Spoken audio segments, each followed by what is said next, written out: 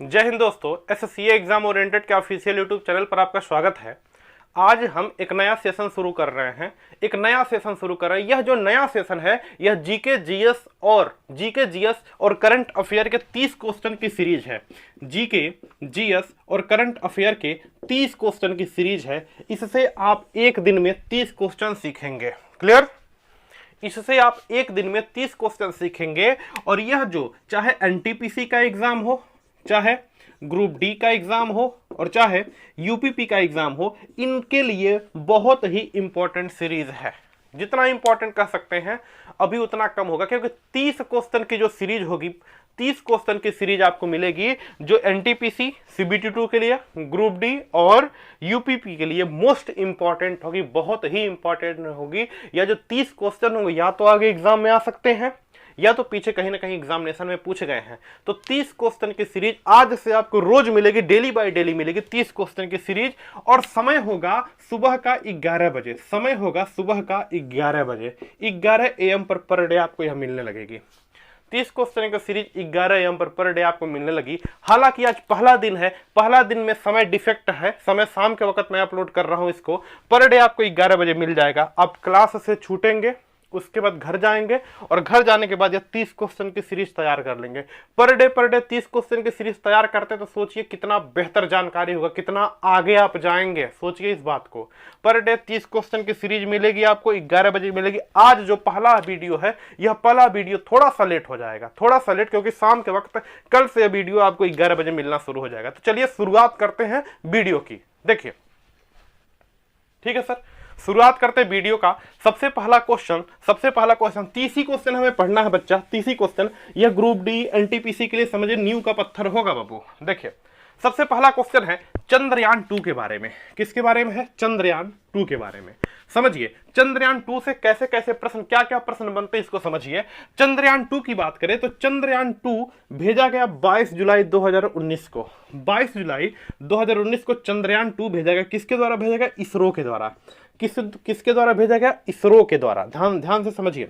चंद्रयान 2 जो है 22 जुलाई 2019 को भेजा गया। चंद्रयान का दूसरा मिशन था, इसरो के द्वारा भेजा गया। इसरो की स्थापना होती है 15 अगस्त 1969 में। 15 अगस्त 1969 में इसरो की क्या होती है? स्थापना होती है। यहां पर बात करें कि चंद्रयान 2 जो भेजा गया, चंद्रयान 2 भेजा गया, इसके कुल 3 पार्ट थे। इसके कुल कितने पार्ट थे सर? 3 पार्ट थे। अरे बोलिए यहां कि ना, चंद्रयान 2 के कितने पार्ट थे? 3 पार्ट थे। कौन कौन से थे? ऐसे आप याद रखेंगे, ठीक है। याद रखेंगे रोवर, आर्बिटर, रोवर, आर्बिटर, ठीक है, लैंडर। यह इसके टोटल कितने पार्ट थे? 3 पार्ट थे। चंद्रयान 2 के 3 पार्ट थे, रोवर, ऑर्बिटर, लैंडर। यहां से याद रखेंगे बच्चा, यहां से याद रखेंगे कि जो ऑर्बिटर है यह 8 पहिए वाला है। ऑर्बिटर जो है यह 8 पहिए वाला है। इस चीज को याद रखिए। जो ऑर्बिटर है इसमें कुल कितने पहिए हैं? 8 पहिए। ठीक है, ऑर्बिटर में कितने पहिए हैं? 8 पहिए। याद रखिएगा, ऑर्बिटर में कितने पहिए हैं? 8 पहिए। यह प्रश्न आपसे पूछा जाएगा कि ऑर्बिटर में कितने पहिए हैं? 8 पहिए। रोवर में कितने पहिए हैं? 6 पहिए। रोवर में कितने पहिए होते हैं? 6 पहिए। क्लियर? चंद्रयान 2 की बात करें तो इसको इसरो द्वारा भेजा गया और इसरो की स्थापना हुई 15 अगस्त 1969 को। इसका मुख्यालय है इसका मुख्यालय बेंगलुरु में। कहां पर है? बेंगलुरु, कर्नाटक में। बेंगलुरु, कर्नाटक में इसका क्या है? मुख्यालय। और इसके अध्यक्ष हैं के सिवान। इसके अध्यक्ष कौन है? के सिवान। याद रखिएगा, इसके अध्यक्ष कौन है? के सिवान। और याद रखिएगा के सिवान को वान कर्मन पुरस्कार मिला है। वान कर्मन पुरस्कार मिला है के सिवान जी को। के सिवान जी को वान कर्मन पुरस्कार मिला है। कोई दिक्कत इसमें नहीं, अभी तक नहीं। देखें, जो चंद्रयान 2 की बात करें तो चंद्रयान 2 जो गया है, जिस रॉकेट से लॉन्च किया गया उसका नाम है GSLV MK3। GSLV MK3। याद रखिएगा कि जिस रॉकेट से लॉन्च किया गया उसका नाम है GSLV MK3। क्या नाम है? GSLV MK3। ये देखिए अभी एक ही क्वेश्चन चल रहा है, ऐसे 3 क्वेश्चन पढ़ना है।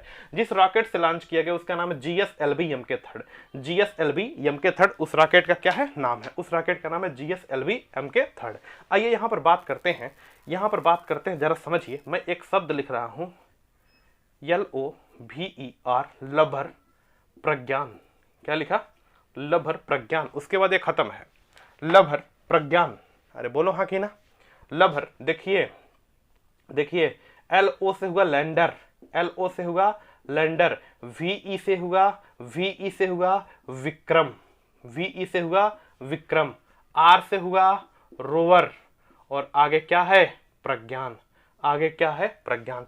छोटा सा ट्रिक है, लभर प्रज्ञान, LO से लैंडर, VE से विक्रम, R से रोवर और प्रज्ञान। यानी कि जो चंद्रयान 2 मिशन गया, चंद्रयान 2 जो मिशन गया उसमें जो लैंडर था उसका नाम था विक्रम, उसका नाम क्या था, विक्रम, और जो रोवर था उसका नाम क्या था, प्रज्ञान, जो रोवर था उसका नाम क्या था, प्रज्ञान। अरे बोलिए हाँ कि ना। जो लैंडर था, सीधे पूछेगा चंद्रयान 2 में जो लैंडर था, जो लैंड करता चंद्रमा की सतह पर, उसका नाम क्या था, लैंडर का नाम था भैया विक्रम। क्या नाम था, विक्रम। जो रोवर था उसका नाम क्या था, प्रज्ञान, उसका नाम क्या था, प्रज्ञान। और जो प्रज्ञान, जिसमें ज्ञान लिखा होगा, जिसमें ज्ञान लिखा होगा यही तो जानकारी इकट्ठा करेगा, यही तो जानकारी इकट्ठा करेगा। यानी कि रोवर जो है यही क्या करेगा, जानकारी इकट्ठा करेगा। जो रोवर है यही क्या करेगा, जानकारी इकट्ठा करेगा। तो चंद्रयान 2 से इतने क्वेश्चन बनेंगे, चंद्रयान 2 से इतने क्वेश्चन बनेंगे। समझिए क्या है, चंद्रयान 2 कब भेजा गया है, 22 जुलाई 2019 को, 22 जुलाई 2019 को इसरो के द्वारा भेजा गया। इसरो की स्थापना होती है 15 अगस्त 1969 को, 15 अगस्त 1969 को। मुख्यालय है बेंगलुरु में, कर्नाटक, ठीक है। इसके अध्यक्ष के सिवान, इसके अध्यक्ष के सिवान। और के सिवान को अंतरिक्ष क्षेत्र का सबसे बड़ा पुरस्कार वान कर्मन पुरस्कार, अंतरिक्ष क्षेत्र का सबसे बड़ा पुरस्कार वान कर्मन पुरस्कार मिला है, ठीक। चंद्रयान 2 की बात करें, इसके कुल 3 पार्ट थे। एक था रोवर, दूसरा था ऑर्बिटर, तीसरा था lander. Rover, orbiter, lander.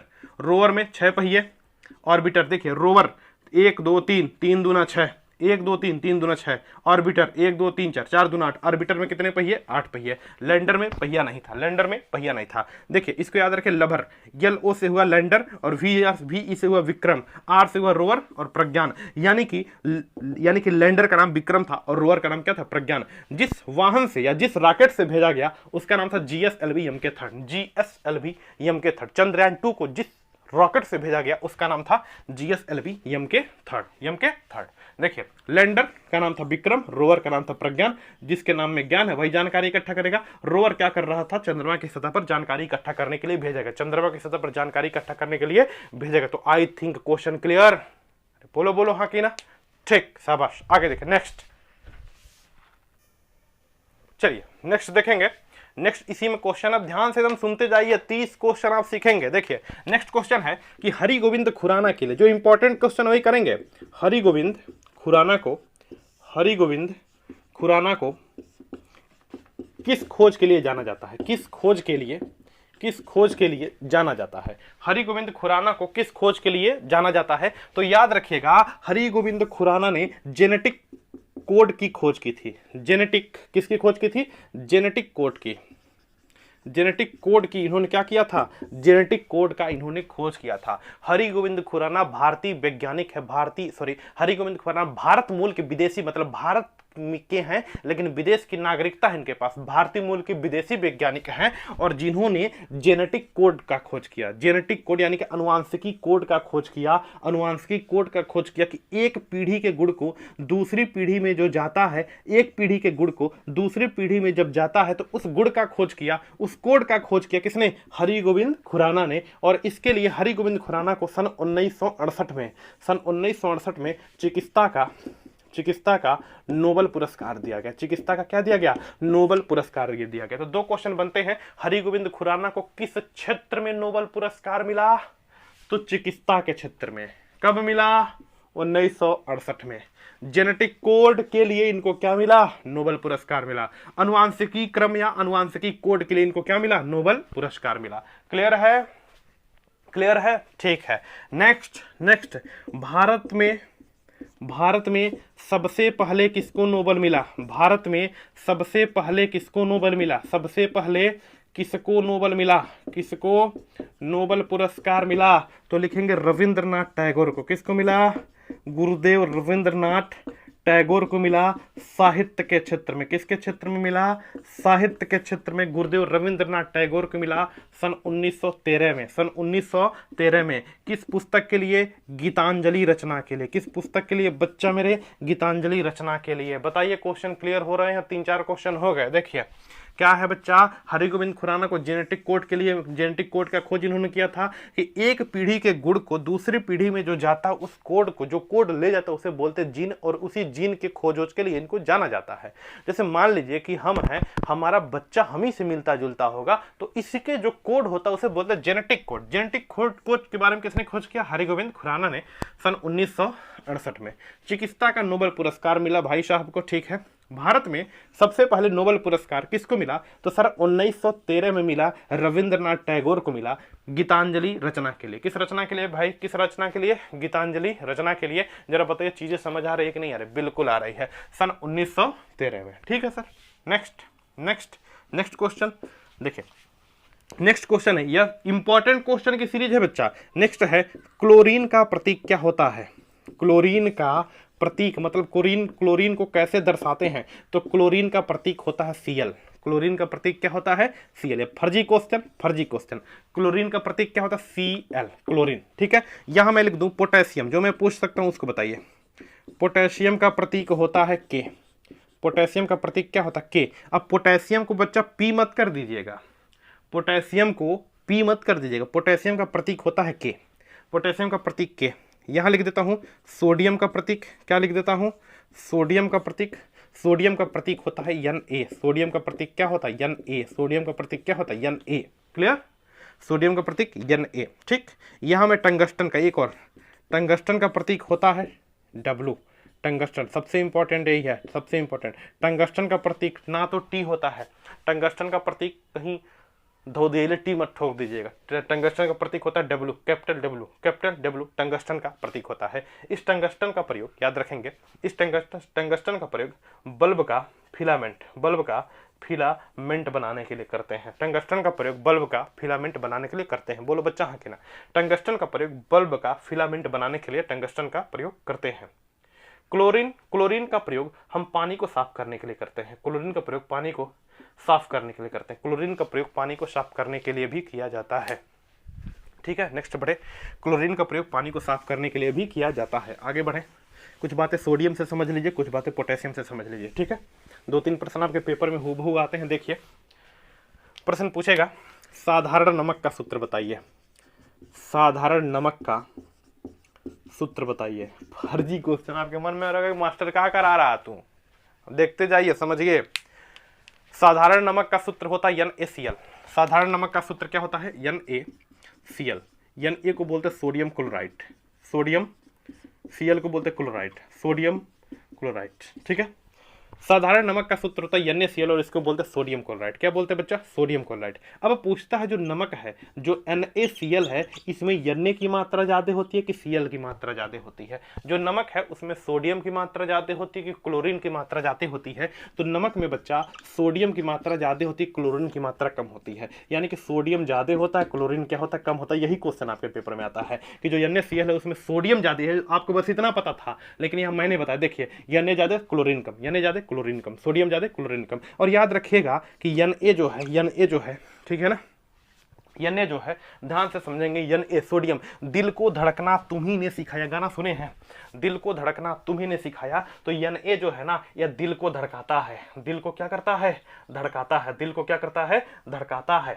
Na दिल को धड़काता है। और जो K है, K बोले तो पोटेशियम, दिल की धड़कन का नियंत्रण करता है, दिल की धड़कनों पर नियंत्रण करता है। दिल की धड़कनों पर क्या करता है, नियंत्रण करता है। दिल की धड़कनों पर क्या करता है, नियंत्रण करता है। तो प्रश्न पूछ दे कि दिल की धड़कन को, हृदय की धड़कन को तेज कौन करता है, सोडियम। हृदय की धड़कन को तेज कौन करता है, सोडियम। और हृदय की धड़कन को कम कौन करता है, मतलब शिथिल कौन करता है, शांत कौन करता है, तो पोटेशियम। कौन करता है, पोटेशियम। दिल की धड़कन को तेज कौन करता है, सोडियम। और शांत कौन करता है, पोटेशियम। सोडियम ज्यादा हो जाएगा तो दिल की धड़कन, बीपी बढ़ जाएगा, बीपी। इसीलिए कहते हैं जब बीपी हाई होता है तो सोडियम, मतलब नमक का सेवन कम करें। नमक सेवन ज्यादा करेंगे तो सोडियम ज्यादा सेवन कर लेंगे। और पोटेशियम देख लीजिए, पोटेशियम चीनी में होता है। दिल की धड़कन बढ़ जाती है तो पानी पिलाइए, मतलब चीनी उनी पिलाइए, चीनी पिलाएंगे, घोल पिलाएंगे, हल्का हल्का शांत होने लगेगा। तो दिल की धड़कन, दिल को धड़कना सोडियम ने सिखाया, वैसे याद रखिए। दिल को धड़कना सोडियम ने और दिल को शांत कराना पोटेशियम ने। यानी कि सोडियम दिल के धड़कन को बढ़ाता है, पोटेशियम दिल के धड़कन को शांत करता है। पोटेशियम दिल के धड़कन को क्या करता है, शांत करता है। यहीं पर और एक फैक्ट याद रखेंगे कि सेब सेब जो होता है यह भी दिल की धड़कन को, हृदय की धड़कन को शांत करता है। हृदय की धड़कन को क्या करता है? शांत करता है। हृदय की धड़कन को क्या करता है? शांत करता है। बोलो बोलो हाँ कि ना? बिल्कुल। सोडियम की बात कर लेते हैं यहाँ पर, सोडियम की बात कर लेते हैं। अत्यंत ज्वलनशील धातु है, अत्यंत ज्वलनशील धातु है। इसे कैरोसिन के तेल में रखते हैं, मतलब मिट्टी के तेल में रखते हैं। सोडियम ज्वलनशील धातु है, इसे कैरोसिन के तेल में रखते हैं। एकदम नर्म धातु है, एकदम क्या है? नर्म धातु है। और इसे चाकू से आराम से काट सकते हैं, चाकू से आराम से काट सकते हैं, चाकू से आराम से काट सकते हैं। किसको? सोडियम को। तो पूछेगा निम्नलिखित में से कौन सी नर्म धातु है? सोडियम। एकदम स्पंज के रूप में कौन है? सोडियम। केक के रूप में कौन है? सोडियम। चाकू से आराम से काट सकते हैं सोडियम को। कैरोसिन के आयल में किसको रखते हैं? सोडियम को। ये सब बातें आपको पता होनी चाहिए। नेक्स्ट क्वेश्चन देखिए, नेक्स्ट क्वेश्चन समझ आ रहा होगा, ठीक है, शाबाश। नेक्स्ट क्वेश्चन आइए बाबू, ठीक है। धीरे धीरे बहुत अच्छा अच्छा चीज़ें आप सीखेंगे, बस साथ बनाए रखिए, देखिए कैसे कैसे चीज़ें आप सीख जाते हैं, ठीक है। आई थिंक हर एक चीज़ बेहतर चल रहा है, ठीक है बाबू, बहुत बढ़िया, शाबाश, ठीक है। नेक्स्ट देखें, नेक्स्ट है नेक्स्ट है पुनरुद्भवन की क्षमता। पुनरुद्भवन की क्षमता किसमें सबसे ज़्यादा होती है और किसमें सबसे कम होती है? तो यकृत में सबसे ज़्यादा होती है और मस्तिष्क में सबसे क्या होती है? कम होती है। समझिए, पुनरुद्भरण की क्षमता यानी कि रिकवरिंग पावर, किसी चीज पर चोट लग जाने से सबसे तेज क्या रिकवर होता है यह पूछा है, और सबसे कम क्या रिकवर होता है यह पूछा है। तो इसे हिंदी में बोलते हैं, रिकवरिंग पावर को हिंदी में बोलते हैं पुनरुद्भवन की क्षमता। पुनरुद्भवन की क्षमता, तो सबसे ज्यादा पुनरुद्भवन की क्षमता किसमें होती है? यकृत। और सबसे कम पुनरुद्भवन की क्षमता किसमें होती है? ब्रेन में होती है, मस्तिष्क में होती है। इसीलिए आप देखते हैं किसी को चोट चाट लग जाता है तो अगर ब्रेन पर चोट लग गया तो कईयों साल दवाई चलता है। और यदि यकृत पर चोट लग गया, दारू वारू पी रहा है, यकृत खराब है, छोड़ दो दारू, सही हो जाएगा। तो सबसे ज्यादा पुनरुद्भरण, सबसे तेज कहाँ का घाव भरता है? यकृत का। और सबसे कम कहाँ का घाव भरता है? मस्तिष्क का। तो सबसे ज्यादा पुनरुद्भवन की क्षमता किसमें होती है? यकृत में होती है। और सबसे कम किसमें होती है? मस्तिष्क में होती है। सबसे कम किसमें होती है? मस्तिष्क में होती है। यह चीज याद रखेंगे, यह चीज याद रखेंगे, यह चीज याद रखेंगे। यहां लिख लेंगे छिपकली की पूंछ में, छिपकली की पूंछ में भी पुनरुद्भवन की क्षमता होती है। आप सुनते जाएंगे, छिपकली की पूंछ में पुनरुद्भवन की क्षमता होती है। इसीलिए आप छिपकली को पीटते हैं तो तुरंत अपनी पूंछिया हटा देती है, लेकिन कुछ समय बाद शाम तक देखेंगे तो पूंछिया फिर जुट जाता है। तो कहने का मतलब क्या है कि छिपकली की पूंछ में पुनरुद्भवन की क्षमता है। बोलो हाँ कि ना? छिपकली की पूंछ में पुनरुद्भवन की क्षमता ज्यादा होती है। बोलिए हाँ कि ना जल्दी, ठीक है, समझ आया। नेक्स्ट देखें, नेक्स्ट अब यहाँ पर आता है इंसुलिन की खोज किसने की? नेक्स्ट आता है इंसुलिन की खोज किसने की? नेक्स्ट है इंसुलिन की खोज किसने की? इंसुलिन की खोज किसने की? इंसुलिन की खोज किसने की? ठीक है, इंसुलिन की खोज किसने की? नेक्स्ट है, नेक्स्ट क्वेश्चन लिखिए, आगरा नगर की स्थापना किसने की? आगरा नगर की स्थापना किसने की? नेक्स्ट क्वेश्चन है बटेश्वर मेला कहाँ लगता है? बटेश्वर मेला कहाँ लगता है? नेक्स्ट क्वेश्चन यहाँ पर लिखेंगे बटेश्वर मेला कहाँ लगता है। नेक्स्ट क्वेश्चन है कौन सा पड़ोसी देश भारत से सबसे लंबी सीमा बनाता है? भारत से सबसे लंबी सीमा कौन बनाता है? भारत से सबसे लंबी सीमा कौन बनाता है? ठीक है बाबू, भारत से सबसे लंबी सीमा कौन बनाता है? टीकाकरण के जनक किसे कहते हैं? टीकाकरण के जनक किसे कहते हैं? टीकाकरण के जनक किसे कहते हैं? टीकाकरण के जनक किसे कहते हैं? नेक्स्ट क्वेश्चन है किसकी विशिष्ट उष्मा सबसे ज्यादा होती है? किसकी विशिष्ट उष्मा सबसे ज्यादा होती है? सबसे ज्यादा होती है। नेक्स्ट क्वेश्चन है किसकी विशिष्ट उष्मा सबसे ज्यादा होती है? नेक्स्ट क्वेश्चन की बात करें, विश्व की सबसे जहरीली मछली कौन है? विश्व की सबसे जहरीली मछली, विश्व की सबसे जहरीली मछली। अगर आपको क्लास आपको समझ आए तो भाई शेयर करना आपका कर्तव्य है, शेयर करना आपका क्या है? कर्तव्य है, ठीक है। मीनाक्षी मंदिर के बारे में पूछा है, मीनाक्षी मंदिर के बारे में याद रखिए, ठीक है। और यहाँ पर याद रखेंगे रामेश्वरम मंदिर याद रखेंगे, रामेश्वरम मंदिर, यह दोनों याद रखेंगे, यह दोनों आप याद रखेंगे, ठीक है। यह दोनों आप याद रखेंगे, ठीक है बच्चा, यह दोनों आप क्या याद रखेंगे? याद रखेंगे, ठीक है। और तो चीज़ें हैं नहीं, है ना। यहाँ से एक जीडीपी से प्रश्न बना, चलो उसको मैं लास्ट में करता हूँ। अर्थशास्त्र के जनक कहें, अर्थशास्त्र के जनक की मैं बात करूँ, यह क्वेश्चन आपको याद रखना है। अर्थशास्त्र के जनक, यह क्वेश्चन आपको याद रखना है। इतने क्वेश्चन है ना, तो आप धीरे धीरे समझेंगे, समझते हुए चलेंगे क्या दिक्कत है क्या नहीं है, समझेंगे। देखिए बाबू समझिए, इंसुलिन की बात करें क्या है? इंसुलिन, ठीक है, क्या है? इंसुलिन। समझिए, अग्नाशय से, किससे? अग्नाशय से निकलने वाला हार्मोन है, निकलने वाला हार्मोन है, निकलने वाला क्या है? हार्मोन है।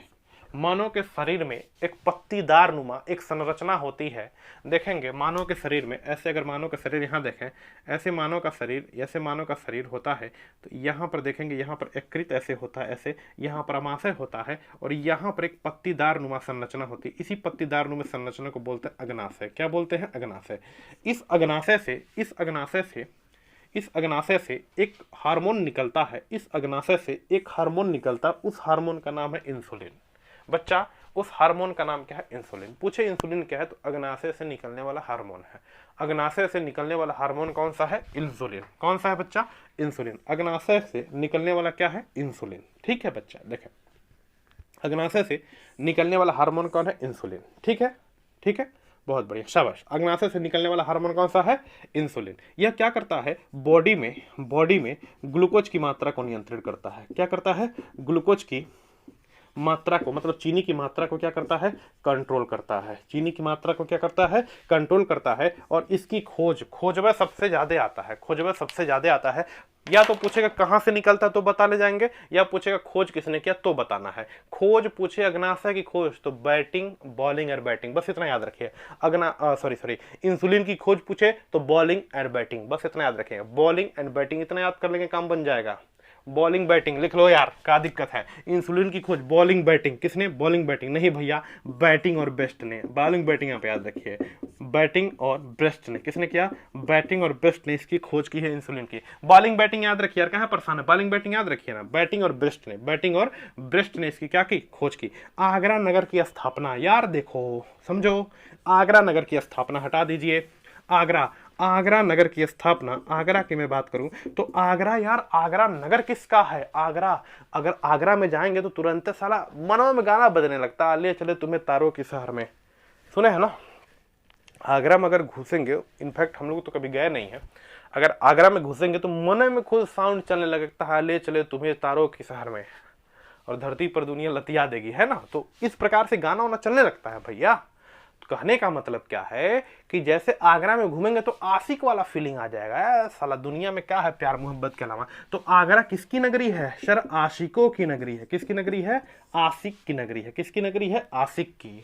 और यहाँ पर 1504 रुपए में घूम आओ पूरा, यहाँ पर 1504 रुपए में घूम आइए पूरा। तो भैया आ से हो गया आगरा, और शिक से हो गया सिकंदर लोदी। सिकंदर लोदी सन 1504 में आगरा की स्थापना की, सन 1504 में आगरा की स्थापना की। और इसी आगरा में एक मेला लगता है बटेश्वर मेला। इसी आगरा में एक मेला लगता है बटेश्वर मेला। यह बटेश्वर मेला ऊंट का मेला है। किसका मेला है? ऊंट का मेला है। और यहाँ पर पशुओं का लेन देन होता है, मतलब पशुओं की बिक्री होती है, पशु बेचे जाते हैं, पशु बेचे जाते हैं। आगरा मेला, आगरा में बटेश्वर मेला पशुओं का मेला है, पशुओं को लेन देन होता है। यहाँ पर क्या होता है? पशु बेचे जाते हैं। लेकिन यहीं पर आपसे प्रश्न पूछ दे, एक बार मैं देख लूँ इसके नीचे जगह है क्या? ऊपर लिख देते हैं, यहाँ पर लिख देते हैं, ठीक है, यहाँ लिख देते हैं, समझिए, यहाँ लिख देते हैं। अगर कहीं आपसे पूछ ले बटेश्वर मेला आगरा में ऊँट बेचे जाते हैं, आपको क्लियर हो गया है ना? समझिए, यहां से एक प्रश्न आपके पेपर में आता है, यहां से आता है। देखिए, कहता है कि एशिया का सबसे बड़ा पशु मेला कौन सा है? एशिया का सबसे बड़ा पशु मेला है सोनपुर का मेला। कौन सा है? सोनपुर का मेला। यह लगता है बिहार में। कहां पर लगता है? बिहार में। यह भगवान हरिहर को समर्पित है। भगवान किसको? हरिहर को समर्पित है। भगवान हरिहर को क्या है? समर्पित। तो एशिया का, देखो 2-3 क्वेश्चन बनते हैं। एशिया का सबसे बड़ा मेला, एशिया का सबसे बड़ा मेला पूछे तो सोनपुर का मेला। कहां का है? बिहार का। एशिया का सबसे बड़ा मेला है सोनपुर का मेला। कहां का है? बिहार का। और भगवान हरिहर को समर्पित है। किसको समर्पित है? भगवान हरिहर को समर्पित है। किसको समर्पित? बोलिए, भगवान हरिहर को समर्पित है। तो एशिया का सबसे बड़ा पशु मेला कोई पूछे तो सोनपुर का मेला किसको समर्पित है? भगवान हरिहर को समर्पित है। किसको समर्पित है? भगवान हरिहर को समर्पित है। लेकिन यह पूछ दे कि एशिया का सबसे बड़ा मसालों का बाजार कहाँ लगता है? एशिया का सबसे बड़ा मसाले का बाजार कहाँ लगता है? तो दिल्ली में। एशिया का सबसे बड़ा पशु मेला सोनपुर बिहार में लगता है, लेकिन एशिया में सबसे बड़ा मसाले का बाजार कहाँ लगता है? दिल्ली में। कहां पर? दिल्ली में। लेकिन सबसे ज्यादा मसाले का उत्पादन होता है केरल में। एक बतिया याद रखिए, सबसे ज्यादा मसाले का सबसे बड़ा बाजार दिल्ली में, लेकिन मसाले का सबसे ज्यादा उत्पादन कहां होता है? केरल में। कहां पर? केरल में। आगे बढ़ जाइए, आगे देख लीजिए, खत्म खेला। इंसुलिन, बैटिंग और बॉलिंग, बैटिंग और बेस्ट इंसुलिन की खोज की थी। इंसुलिन क्या होता है? इंसुलिन अग्नाशय में पाए जाने वाले लैंगरहेंस की दीपिकाओं से निकलता है। कभी पढ़ाएंगे बढ़िया से। इंसुलिन जो है अग्नाशय में छोटे छोटे दीपिकाएं पाए जाती है, जिसे बोलते हैं लैंगरहेंस की दीपिकाएं। लैंगरहेंस की दीपिकाओं से निकलता है कौन? इंसुलिन। इंसुलिन बॉडी में ग्लूकोज की मात्रा को कंट्रोल करता है। बैटिंग और बेस्ट ने इसकी खोज की थी। आगरा आशिकों का नगर है। आशिक में 504 रुपए में पूरा शहर घूमिए। तो आगरा आज से आगरा, सी से सिकंदर लोधी, बटेश्वर मेला, आगरा में ऊंट का मेला है। यहाँ पर देखेंगे एशिया का सबसे बड़ा मेला कौन सा है? पशु मेला। सबसे बड़ा मेला कौन सा है? एशिया का सबसे बड़ा पशु मेला सोनपुर मेला भगवान हरिहर को समर्पित है। भगवान का नाम नहीं पता होता है, भगवान हरिहर को समर्पित है ना। देखिए, भारत की सबसे लंबी सीमा, इसको तो डायरेक्ट याद रखो, भारत की सबसे लंबी सीमा लगती है बांग्लादेश के साथ। किसके साथ? बांग्लादेश के साथ। लगभग 4096.6 किलोमीटर की, लगभग 4096.6 किलोमीटर की भारत सबसे लंबा सटा है किसके? बांग्लादेश के, 4096.6। और यहाँ पर बात करें सबसे छोटा सटा है किसके साथ?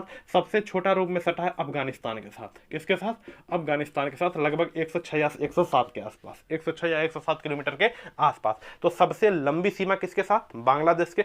सबसे छोटी अफगानिस्तान के। क्लियर बच्चा? शाबाश। नेक्स्ट देखिए, टीकाकरण के जनक। चलो इसको इन दोनों को लास्ट में करते हैं, टाइम लग जाएगा। किसकी विशिष्ट उष्मा सबसे ज्यादा होती है? किसकी विशिष्ट उष्मा सबसे ज्यादा होती है? विशिष्ट मतलब जो सबसे ज्यादा उष्मा लेकर गुप्त रूप से छुपा कर रखता है। अगर मैं आपको 1 लीटर दूध दे दूं और 1 लीटर पानी दे दूं गरमाने को, कौन छुपाएगा पानी? कौन छुपाएगा गर्मी को ज्यादा? सर पानी ज्यादा टाइम में गर्म होगा, तो किसकी विशिष्ट उष्मा ज्यादा होती है? पानी की। किसकी विशिष्ट उष्मा ज्यादा होगी? पानी की। अरे बोलो हाँ कि ना। मैं आपको 1 लीटर तेल दे दूं, 1 लीटर पानी दे दूं, कौन जल्दी खौला देंगे? सर तेले करे, पानी छिपा कर रखते हैं, पानी में ज्यादा टाइम लगेगा। तो किसकी विशिष्ट उष्मा सबसे ज्यादा होती है? पानी की। किसकी विशिष्ट उष्मा सबसे ज्यादा होती है? पानी की। पानी कह लीजिए, जल कह लीजिए, कोई बात नहीं, पानी या जल की। विश्व की सबसे जहरीली मछली, लो यार मछला साला सोचिए, कहीं मछली पढ़िए, कहीं छिपकली पढ़िए, कहीं अर्थशास्त्र पढ़िए, कहीं बिहार के सोनपुर में पढ़िए, कहीं भैंस पढ़िए, कहीं गधा पढ़िए, कहीं गदही पढ़िए, कहीं कुछ पढ़िए। समझ रहे हैं ना? साला अजीब हद है। देखिए, विश्व की सबसे जहरीली मछली, अभी क्वेश्चन है एनटीपीसी में ही आया है, ग्रुप डी में पूछ सकता है। विश्व की सबसे जहरीली मछली का नाम है स्टोन मछली। विश्व की सबसे जहरीली मछली कौन सी है? स्टोन मछली। याद रखिए, विश्व की सबसे जहरीली मछली कौन सी है? स्टोन मछली। कौन सी है? स्टोन मछली। मीनाक्षी मंदिर की बात करें और रामेश्वरम मंदिर की बात करें, दोनों है तमिलनाडु में। दोनों कहां पर है? तमिलनाडु में। मीनाक्षी मंदिर की बात करें, अच्छा मार्कर दिख नहीं रहा भाई, एडजस्ट करिए, बोल रहे सुनाई दे रहा है ना। मीनाक्षी मंदिर और रामेश्वरम मंदिर दोनों तमिलनाडु में, दोनों तमिलनाडु में। ठीक है, शाबाश। देखिए, मीनाक्षी मंदिर और रामेश्वरम मंदिर। मीनाक्षी मंदिर तमिलनाडु में एक स्थान है जिसका नाम है मदुरई। क्या नाम है? मदुरई। इस मदुरई में मीनाक्षी मंदिर पड़ता है। इस मदुरई में मीनाक्षी मंदिर पड़ता है। भगवान शिव और पार्वती का है, भगवान शिव और माता पार्वती का है, भगवान शिव और माता पार्वती का मतलब हस्बैंड वाइफ का मंदिर है। मीनाक्षी मंदिर मदुरई में है ना। और याद रखिएगा, मीनाक्षी मंदिर मदुरई में, मदुरई को बोलते हैं त्योहारों की नगरी। सबसे ज्यादा त्योहार यहीं पर सेलिब्रेट कर सकते हैं। मीनाक्षी को बोलते हैं त्योहार, मदुरई जो स्थान इसे बोलते हैं त्योहारों की नगरी। रामेश्वरम मंदिर यह भी तमिलनाडु में है और यह पंबन द्वीप पर, किस पर है? पंबन द्वीप पर, धरती मतलब जल में उठा हुआ एक स्थान है, उसी स्थान पर यह मंदिर है, रामेश्वरम मंदिर पंबन द्वीप पर। तो कई बार प्रश्न पूछता है कौन सा ऐसा मंदिर है जो पंबन द्वीप पर है? तो रामेश्वरम मंदिर कहां पर? तमिलनाडु में। मेरा क्वेश्चन आपसे है कि सबरीमाला मंदिर आप बताइए, सबरीमाला मंदिर कहां पर है? इसके बारे में बताएंगे आप लोग कमेंट करके, कमेंट में ठोकेंगे सबरीमाला मंदिर कहां पर है, कमेंट में आप बताएंगे कि सबरीमाला मंदिर कहां पर है। आइए और थोड़ी सी बात कर लेते हैं, समझिए देख रहे हैं 30 क्वेश्चन की सीरीज जब आप पढ़ेंगे तो ऑटोमेटिक खुद वही से बहुत ज्यादा जानकारी हो जाएगी बाबू, बहुत ज्यादा जानकारी हो जाएगी। देखिए कुछ नया नया सीखने को मिला होगा। ठीक है, किसको किसको छोड़े हैं, अर्थशास्त्र। ठीक है, अर्थशास्त्र की बात कर लेते हैं, समझिए अर्थशास्त्र। तो अर्थशास्त्र के जनक पूछे, अर्थशास्त्र के जनक पूछे तो लिखेंगे एडम स्मिथ। क्या लिखेंगे, एडम स्मिथ। अर्थशास्त्र के जनक कौन है, एडम स्मिथ, है ना। अरे स्टीव स्मिथ ना रे बाबू, Adam Smith. Steve Smith Australia का खिलाड़ी है, हम यहां लिखे हैं अर्थशास्त्र के जनक एडम स्मिथ। ठीक, शाबाश। लेकिन अगर यहीं पर पूछ दे कि अर्थशास्त्र नामक पुस्तक किसने लिखी, अर्थशास्त्र नामक पुस्तक किसने लिखी, अर्थशास्त्र नामक पुस्तक किसने लिखी, तो भैया एडम स्मिथ मत लिख दीजिएगा, एडम स्मिथ मत लिख दीजिएगा। अर्थशास्त्र नामक जो पुस्तक लिखी उनका नाम है चाणक्य। क्या नाम है, चाणक्य। इन्हीं को बोलते हैं विष्णुगुप्त, इन्हीं को बोलते हैं विष्णुगुप्त, और इन्हीं को एक नाम है कौटिल्य। इन्हीं का नाम क्या है, कौटिल्य। तो अर्थशास्त्र नामक पुस्तक किसने लिखी, कौटिल्य ने। किसने लिखी, कौटिल्य ने। ध्यान से देखें, अर्थशास्त्र मतलब पैसे का कैसे हम व्यवस्था करें कैसे नहीं करें, यह संसाधन से संबंधित है। अर्थशास्त्र संसाधन से संबंधित है, इसके जनक है एडम स्मिथ। अर्थशास्त्र नामक पुस्तक किसने लिखी, चाणक्य ने। किसने लिखी, चाणक्य ने। 2-3 क्वेश्चन याद रखिए, अर्थशास्त्र नामक पुस्तक किसने लिखी, चाणक्य ने। लेकिन यह जो अर्थशास्त्र है इसमें पैसे वैसे के बारे में बिल्कुल नहीं दिया है, पैसे और धन के बारे में बिल्कुल नहीं दिया है। यह नाम है अर्थशास्त्र, लेकिन यह है राजनीति की पुस्तक। किसकी पुस्तक है, राजनीति पुस्तक है, राजनीति पुस्तक है, राजनीति के बारे में लिखा है। और राजनीति के किसके वंश के बारे में, मौर्य वंश की राजनीति के बारे में लिखा है इसमें। किसके वंश के, मौर्य वंश की राजनीति, यानी कि अर्थशास्त्र जो पुस्तक है उसमें मौर्य वंश की राजनीति के बारे में लिखा है। मौर्य वंश की राजनीति के बारे में लिखा है। क्या, किस पुस्तक में, अर्थशास्त्र में। किसमें, अर्थशास्त्र में। यहीं पर पूछ दे कि राजनीति की सबसे पहली पुस्तक, राजनीति की सबसे पहली पुस्तक बताइए, राजनीति की सबसे पहली पुस्तक का नाम बताइए। तो राजनीति की जो सबसे पहली पुस्तक जिसमें राजनीति का वर्णन मिलता है उसका नाम मनुस्मृति। क्या नाम है, मनुस्मृति। राजनीति सबसे पहले किसमें देखने को मिलती है, मनुस्मृति में। किसमें देखने को मिलती है, मनुस्मृति में। ठीक है, तो दोनों क्वेश्चन आपको क्लियर हो गए होंगे। राजनीति सबसे पहले किसमें देखने को मिलती है, मनुस्मृति में। बोलो बच्चा, किसमें देखने को मिलती है, मनुस्मृति में। किसमें देखने को मिलती है, मनुस्मृति में देखने को मिलती है। क्लियर। नेक्स्ट था टीकाकरण के जनक, टीकाकरण के जनक। ठीक है बच्चा, देखिए टीकाकरण के जनक समझिए जरा ध्यान से, टीकाकरण के जनक। आइए यहां पर मैं बात कर लेता हूं। देखिए टीकाकरण के जनक, टीकाकरण के जनक। ठीक है, टीकाकरण के जनक। देखो टीकाकरण के जनक है एडवर्ड जेनर। एडवर्ड जेनर जो है यह टीकाकरण के जनक है। एक बार देखो स्थिति सही है, एडवर्ड जेनर क्या है, टीकाकरण के जनक है। बिल्कुल, वेरी नाइस। ठीक है, एडवर्ड जेनर क्या है, टीकाकरण के जनक है। आइए इसके बारे में समझ लेते, पूरी बात है। देखिए एडवर्ड जेनर जो है वह क्या है, टीकाकरण के जनक है। टीका का सबसे पहले खोज किसने किया, एडवर्ड जेनर ने। एडवर्ड जेनर टीकाकरण के जनक है। इन्होंने सबसे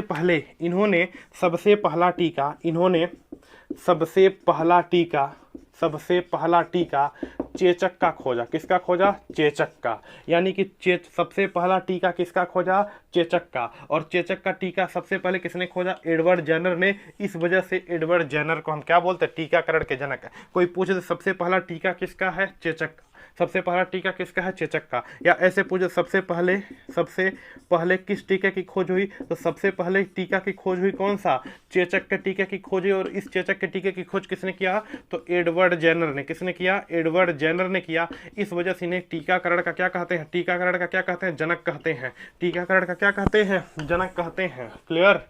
टीकाकरण क्या कहते हैं, जनक कहते हैं। यही एक क्वेश्चन और आ जाता है, कि रेबीज के टीके की खोज किसने की, रेबीज के टीके की खोज किसने की, रेबीज के टीके की खोज किसने की, लुई पास्चर ने। किसने की, लुई पास्चर ने। रेबीज के टीके की खोज किसने की, लुई पास्चर ने।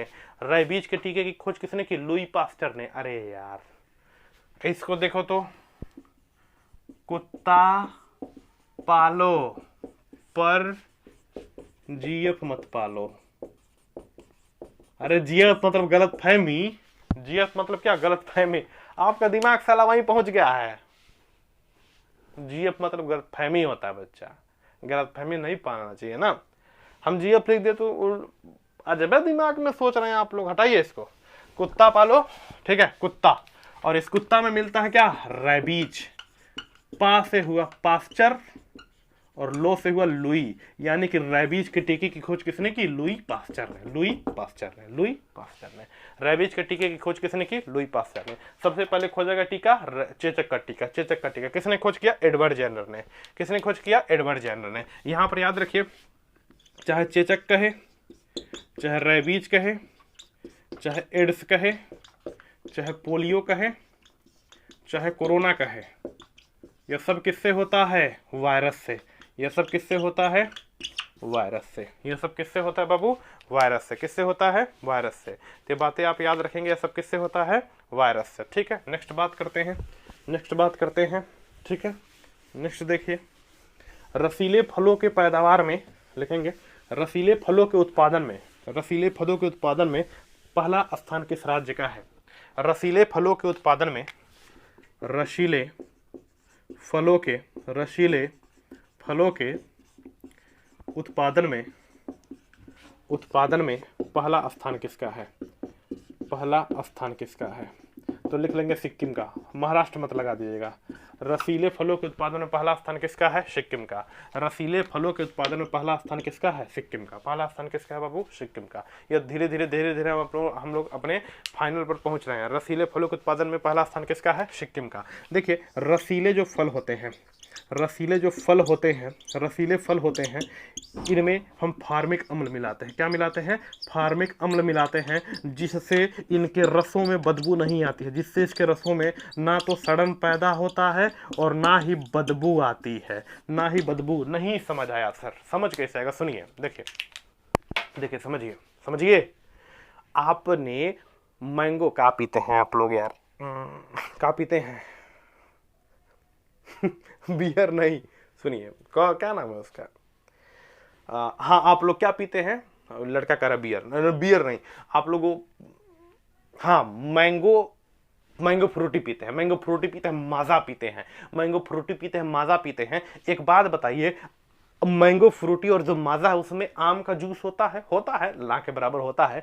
तो वह जो जूस है, आप मान लीजिए आज की डेट में यहां पर आ जाए तो लगभग 2 महीना 3 महीना आराम से चल जाता, उसमें बिल्कुल बदबू नहीं आएगी। आप मान लीजिए कोई मैंगो जूस रखा है, खुला नहीं होना चाहिए, खुला नहीं, और कोई दुकान पर बेच रहा है तो 2 महीना 3 महीना बेचता तो भी उसके जूस में बदबू नहीं आती। क्या कारण है कि फलों के रस में बदबू नहीं आती है। तो फलों के रस में या फार्मिक अम्ल मिलाया जाता है, फार्मिक अम्ल मिलाया जाता है, फलों के रस में फार्मिक अम्ल मिलाया जाता है। और जैसे फलों के रस में फार्मिक अम्ल मिल जाएगा तो उसमें बदबू नहीं आएगी, फलों के रस में फार्मिक अम्ल मिल जाएगा तो उसमें बदबू नहीं आएगी। बोलो यस सर, क्लियर, बहुत बढ़िया। और ये फार्मिक अम्ल किसमें होता है, फार्मिक अम्ल होता है चींटी में, हड्डे में, चींटी में, हड्डे में, चीटा में। तो इन सब में क्या होता है, फार्मिक अम्ल होता है।